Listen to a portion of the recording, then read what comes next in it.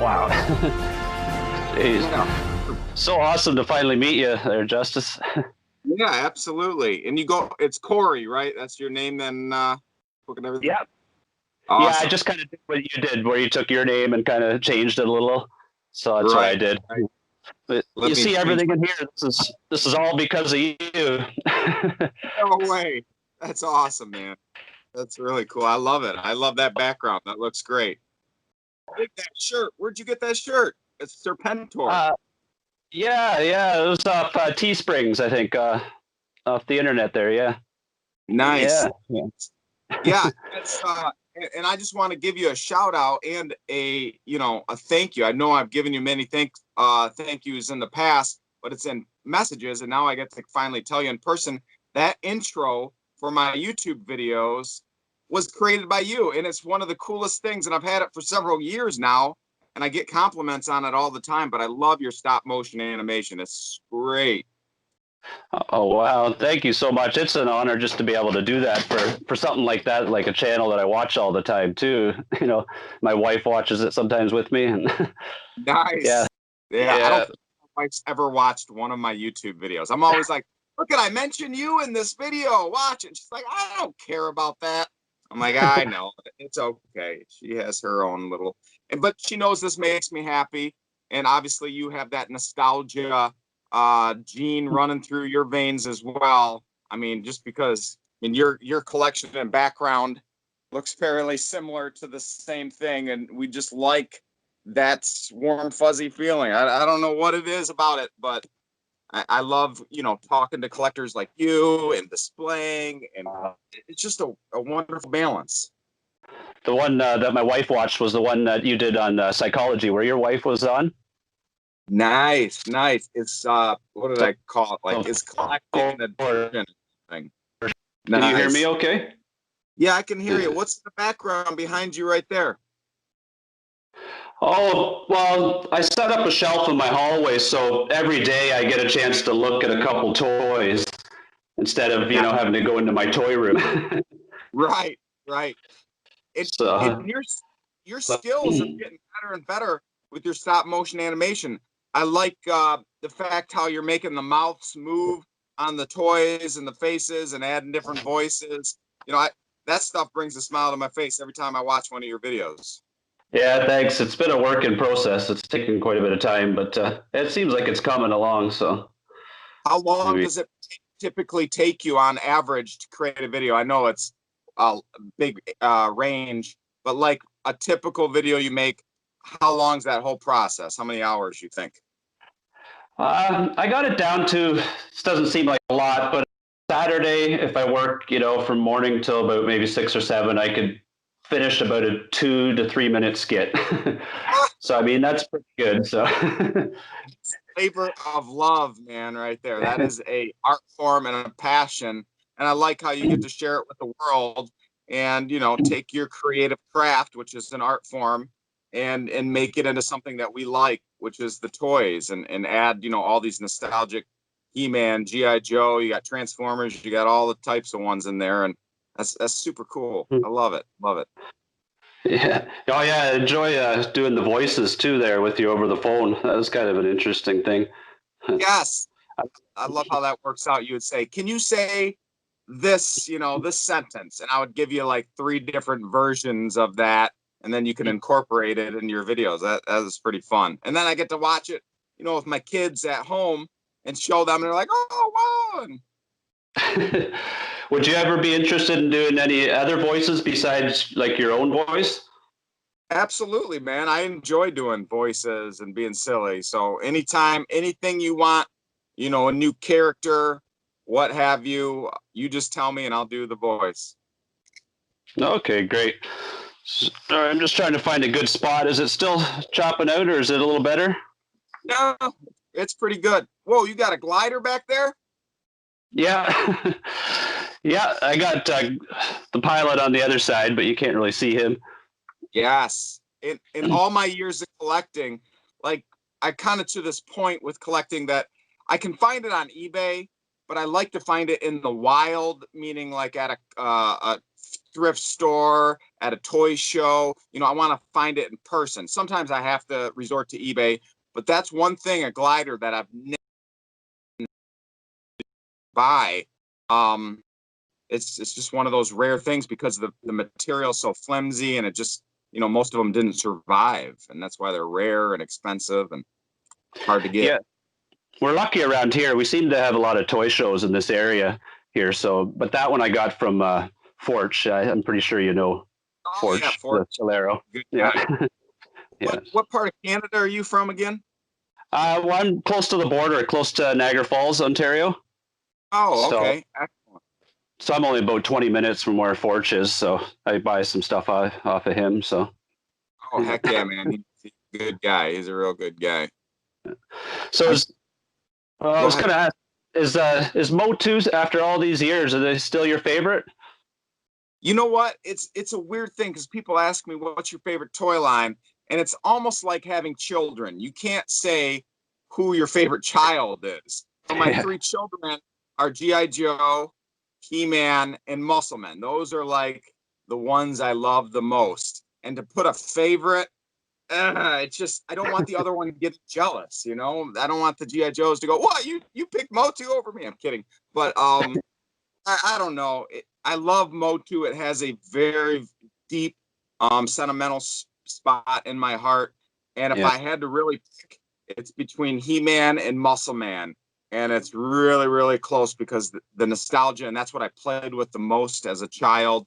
And then G.I. Joe is right up there as well. It's just I didn't have as many G.I. Joe growing up. So it's not as deep nostalgic as the Muscle Man and He-Man are. But I don't know. I love them all. does it change after like collecting as long as you have? Like, is it hard to keep that passion? Do you have to kind of keep kind of changing directions, kind I of to keep do. it interesting? It's kind of like I call it lily padding. You know, a frog jumps from one lily pad to the next, to the next, to the next. And I always tell collectors too, like, don't rush to the finish line of completing your collection because a lot of times collectors, you know, they rush to the finish line, they get all the, you know, every 80s and 90s loose GI Joe figure, and they get all the boxes and the vehicles. And it takes them a few years, and then they get to the, you know, now what? Now what do I do? And it's you have to have that spark and that love. That's why I love having multiple things that I can juggle at any given time, from collecting to selling, buying, my YouTube, and also displaying my art form and being silly and creating videos and showing other people's content. I like doing that as well. And going down the foreign rabbit hole because, you know, different countries produced many of these same figures, GI Joe and He-Man, but in different colors and different plastics, and they made much smaller production numbers, which make them super hard to get, which they turn into big pricey figures. Yeah. But there's all sorts of other rabbit holes I go down. You know, I'm just looking around. I like pound puppies. I had those growing up. I look over here. I like video games. I played vintage video games growing up, and one of my favorite video games is Metroid. So I got a modern Metroid figure. So there's all sorts of different things, and variety is the spice of life. So having that different variety. So it's not difficult. It's just fun. It's like Yeah. a You different follow your season. heart, right? Right, Yeah. right, absolutely. Yeah, that's what I found. Before I got into this hobby, you kind of use your brain to figure out which direction you're going in life. You just kind of put your eyes away and you follow your heart, your intuition, eh? And it just kind of kept going from one thing to another. And if I get a little bored with the GI Joe, I start getting right into the Motu, and then I lily pad, I guess, back and forth. And for me, it goes between spending and stop motion. So I get a little bit carried away with the spending, so I have to slow down and then get into the stop motion, and then that puts it into check. And as long Yep, as I keep up with my chores and stuff like that, I feel like it's a safe, healthy addiction. Because it's absolutely. it's in my life because of this. You could understand this. You've been on plastic crack and all these great opportunities that have happened because of this love for toys. It's totally changed my life. Yeah, and it's changed my life for the better as well. And I've mentioned it in multiple YouTube videos with my, you know, unhealthy addiction with alcoholism. And then once that was vanquished for my life with the help of old JC upstairs, I went to that toy collecting hobby, because I used to collect toys up until high school, and then, college, and then I became, police officer, and I realized, oh, I got to grow up, and I put those things away. I didn't think adults collected toys. But once alcohol was gone in my life about 7, 8 years ago now, toys became the new healthier addiction, and my body became healthier. My friends, my social circle, my art form, my family, everything just got 1,000 times better because of this, and I'm super appreciative. I do have a question for you though. When you create a stop motion kind of story, do you write it all down like a script beforehand to kind of have an idea where you're going to go with the whole thing?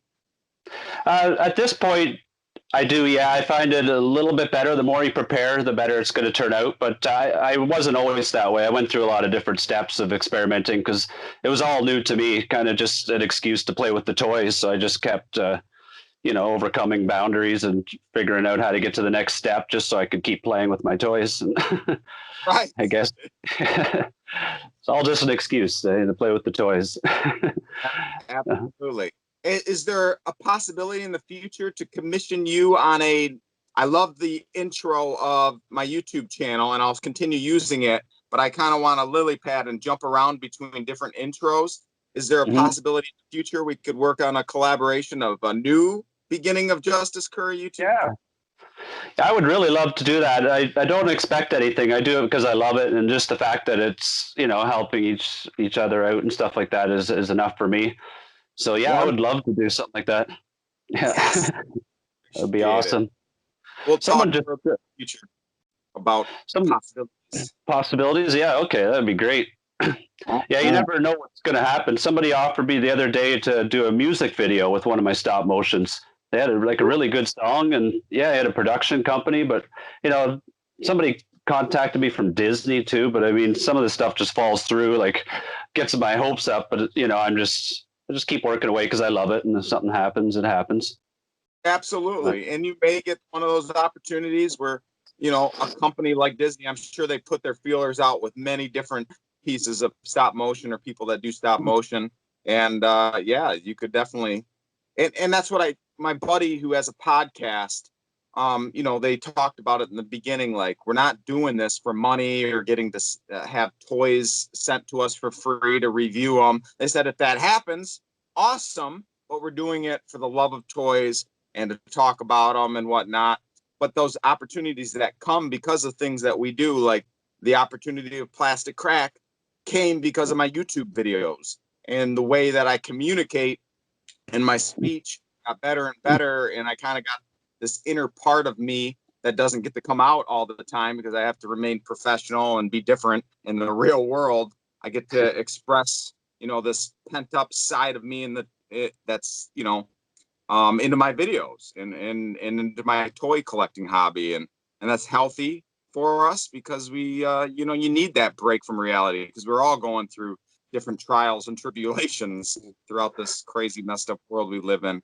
Um, it's just a fun hobby. yeah, yeah, I need that balance, eh? Or the fun doesn't seem as good either. So I wanted to show you something there. I don't know if Yeah. you can. Oh That's yeah. toy. I wanted Justice to Curry. make one. I don't have another low light right now to make, or another hat is what I need, but I wanted to make one to send to you. I don't know if you can see them or Really? not, but that's the Oh one I use for the stop motion. yes. That's awesome. I love that intro where I boot down the castle door and it's like boom, Justice Curry. That video is so awesome. It's so Yeah, cool. I'm glad that worked out because it wasn't too bad to do because the Battle Cat, it's an easy stop motion. It's the fight scenes and the action that gets really difficult, eh? But I don't mind Right. doing it either. But yeah, but What do you use as blood? I started off with ketchup and then got into a little bit of hot sauce that's more runny. But Mm, if you want some chunks, then you got to get to the spaghetti sauce. But yeah, I don't know. I don't mean nothing. I'm not a violent. I'm the nicest guy you ever meet. I don't know what the violence, what that comes from. It's just, it's like Kill Bill or something. It's just for laughs. right. And plus, with GI Joe, no one ever dies in it, so you get to at least go, "Hey, This is what would happen in real Real combat. life. We're gonna die. Yeah. Yeah, I got a little better with that. Now I kind of let the blood spill out instead of just all over the place. I got too carried away. I was going through a bottle of ketchup every stop motion. So, Oh, that's hilarious. What are you looking for? What's some of your hunt lists? Like maybe a top 3 figures that you're looking for that you really want, or play sets, vehicles, what have you? uh, well, still looking for a hard top from the ARAH, but besides that, I'm into the international figures now. Yeah, So just kind of grabbing them as I see them, you know what I mean, for the right price. But I yeah, want to get a couple of the UK. There's a tripwire. I'm not sure what he's called. He has the SAS on his chest. That yes. blade, maybe. Uh, Stalker comes to mind. I know we have a Stalker in the U.S. version. I can't remember his name though, but I want that one too. And every time I come across him, that SAS that's yellow is always off. It's gone, just like our vintage Cobra Commander. That detail of the Cobra symbol gets rubbed off if you look at it wrong. Yeah, But yeah, that's on my hunt list as well. yeah, that one and then Ninja Coup I've been after for a while, loose or sealed, either way. Yeah, this one. Let's see if I Yeah, can. Oh, I turn can I this. ask you, being GI Joe first? Oh wow, And then oh Satan. Satan, Ah, yes. jeez, yeah, with GI Joe being. Ask you what your most say rare GI Joe piece is and what your favorite GI Joe piece is. Probably my most rare figure of GI Joe is actually being graded right now, encapsulated, in acrylic by the company called CAS. And it's a pre-production Crocmaster, original version 1 Crocmaster that's hand painted, and it was used in the photography of the catalogs before the figure went into production. And they didn't have the actual figure that was made by the Millions yet. They needed to show what was coming in the catalog, so they molded it. I don't know how, sculpted it, what have you, and they hand painted the Crocmaster. It's made of a different plastic. So that's probably the rarest one, just because there's only a couple in existence. I can't wait to see what it looks like when it finally gets graded and comes back. So that would probably be the rarest. And then obviously my favorite one is Lowlight. For whatever reason, I just love Lowlight. He's a sniper. And I spent most of my childhood, I was really into shooting things with my BB gun, and I had a scope, and I always pretended I was a sniper, and I would climb into trees, and I would set up, I know this is blasphemy, but I would set up GI Joes and Muscle Men, and I would shoot them. That's why most of my GI Joes never survived my childhood, is because I blew them all up and shot them all. But my He-Man, I never shot him. I like them too much. Oh, geez. Yeah, I had a pellet gun and BB gun too, so I grew up the same way in the woods with a gun. Right. Oh, it was a fun childhood. Heck yeah, man. It is a good childhood. And I didn't have a ton of toys growing up.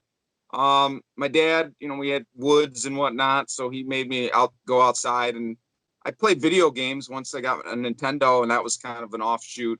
But my main focus was He-Man and He-Man and Muscle Man, and but I had a good friend growing up, and I lived out in the country, and there was only one person my same age within miles. So Yeah. we became best friends, and he had tonnage of GI Joes. So I remember playing with all his growing up. So that's how I had that sentimental attachment too, is playing with his, which I bought later on in my adulthood. He still had them, thank goodness. So I bought them and kept them. Yeah, that's weird. Like for me personally, I just kind of grew out of it. You get to those teenage years, and I come from a small town, so they kind of stopped the whole GI Joe line and never really saw it after like the late '80s. So it wasn't, and then I didn't have internet for a lot of years. It was just kind of one of those guys that was, away from technology. So then 3 years ago, I got the internet, and lo and behold, I saw you on YouTube, and it's like, wow, there's lots of adults doing this my age, and Yeah, it was that's nice. I awesome. think your YouTube channel resonated with a lot of people that way, because I'd seen other YouTube videos at the time of collections, but you never saw something like like that one where you're setting out all the boxes in your house. It's kind of like a reality show. You feel like you're a part of the group, eh? Right, right. And Dave Ellison, who's from Canada as well, was in that video. He was visiting Michigan and came in Okay. and when we set up all the boxes. And I get those kind of messages all the time from people all around the world.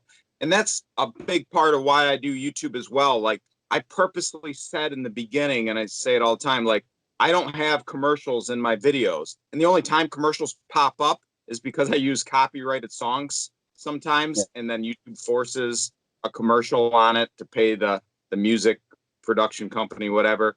But I am not doing this for money. I don't want anybody to ever go, you're doing it for money. You're making these YouTube videos for money. I go, I want to document my journey and share it and have just this wonderful, I don't know, timeline of different thoughts and different tangents and all sorts of things. But I love how it sparks. There's so many people that go, man, I stumbled upon you. I didn't know there was adult collectors, and it kind of, this is because of you. And I'm like, wow, that makes me feel good. And plus, with my alcohol video, I get messages daily of people struggling with substance abuse, alcohol abuse, and they're like, man, you did it. How did you do it? And I get to, talk about my faith and Jesus Christ, and tell them there is hope. There is hope to get past those harmful addictions. So this hobby has turned into like real unintentional consequence. I didn't realize there would be so many positive effects from doing Mhm. these. That makes me keep making them, like spending the hours and hours and hours not getting paid, but just to have my passion and my art form put out there for positive reasons. So it's fun. It's definitely fun. Yeah. There's one more question. I hate to keep bothering you. I ran a little longer than I said I would. But another one of my favorite videos was that Joe Ballots, when you went over to his house there, like being a G.I. Joe fan, seeing a big collection like that too. You ever consider going back for a part two to that one? You know what? Joe Ballots and I. Sorry. Said it Um, wrong. no, I said it wrong too in my video. I go ballots, and he goes, "It's ballots" in the beginning of the video. Uh, I don't know. He kind of fell off the GI Joe. I don't know if he even has a collection anymore. We're not super close or anything, so we don't keep in contact anymore. And life happens. Different things happen. People go on to different hobbies, and he might still be going strong in GI Joe right now. It's just I don't see him on social media, so I really don't know what's going on with him. So probably won't be a part two. I mean, anything's possible. It's just not probable. And like I'm going to Kane County Toy Show. One of my favorite videos is showing the Kane County Toy Show in Chicago, uh, because it's massive. It's like one of the biggest toy shows in the world. And I'm going again, not this weekend, but the following weekend. I'm going again. And if Corey, if you can ever make it, the journey, you will be in heaven. It's a wonderful place. Oh, yeah. But I really enjoy doing those videos. But every time I go there again, people are like, "Where's your camera? Why aren't you filming?" I'm like, I can't do every single year. I'll do one every 3 years or something like that. Yeah. You know. Wow. Yeah. Eventually, once all this COVID stuff ends, I hope to make it down to a few things in the States, maybe even a Joe Fest or something too. And you can No. always come over to my place. We'll do a stop motion here. That would be awesome. Yeah, Yeah. man. That would be amazing. Or Yeah. go. Okay. Cool. Yep, I got a buddy coming over in a little bit. We're gonna continue talking toys, and then I gotta go pick up my kid in a couple hours. And yeah, just mixing family, hobby, having that healthy Yeah. balance. Yeah. I guess you can bring the kids with you too, so that's okay. Heck Yeah. yeah, man. Yeah. All right. Well, Well, thanks very much, Justice, for coming on my show and yeah. helping me out. I'm really nervous. I hope it doesn't show on this, No. the interview. And if you watch my very first video, watch my voice in my very first video. It doesn't sound as fluid and as confident as it now because I had to find myself. Because everyone's self-conscious. The number one fear of anybody polled on the face of the earth is public speaking. So it's a Oh, hard wow. hurdle to get over. And you can tell it in my very few of my first videos. They're like, but then you just find yourself. And one of the biggest things that I've found that really was freeing for me is not caring anymore and just going, you know what? I don't care what people think of me anymore. And if I screw up, I say something stupid, whatever, I don't care. That's me. And it let me be me. Well, thanks. There you go, helping people again. Thanks. Well, cool. Definitely. Once this video goes live, send me a link. I'll share it on social media. And for whoever's watching, you can always follow me on Facebook, hit that follow button, or my YouTube channel, obviously. And I really enjoy your Cury's. Definitely, if you're watching this right now, hit the subscribe button on Cobra Lang's. And hit that notification bell for his too, because those stop motions are amazing. Thank you, my friend. Sure. All right, and also you can check in my featured channels. There's a link to the Justice Cury channel, so any of my subscribers, make sure you subscribe to Justice Cury. Well, thank you. Thank you. Well, it was a pleasure talking with you, and I'm sure we'll do this again in the future. All right.